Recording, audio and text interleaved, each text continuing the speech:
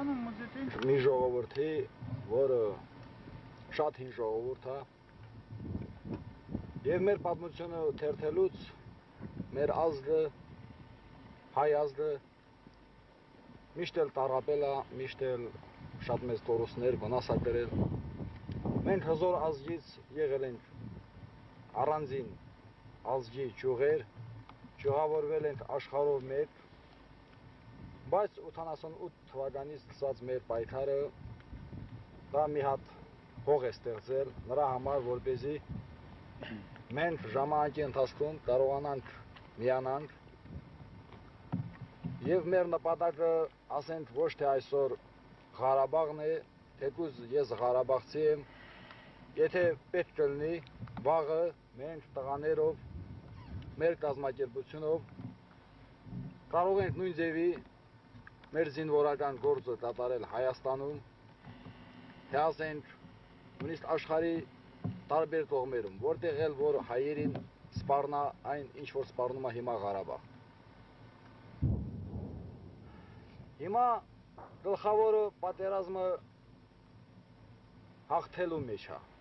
Պատերազմի ընթացքում ոչ մի նշանակություն չունի։ Այսօր մենք որ դիրքում ենք գտնվում, վաղը որտեղ կլինենք, նպատակը արդարացնում է միջոցները։ Եվ դրա համար մեզ ընդհանրապես պետք է ավելի շատ օգնություն, որպեսզի քանակով քիչ լինելուց մենք կարողանանք հաղթել մի թշնամու, որը պետք է ասել, որ եւ քանակով տասնապատիկ ավել է, քան մենք, եւ նրա զինվորներն էլ մեզնից ված չեն կռվում։ Միակ հնարավորությունը այն է, որպեսզի մենք կարողանանք մեր զինվորին, հայ զինվորին, դաստիարակել այնպես, որպեսզի նա կարողանա կռվի իր հայրենիքի համար։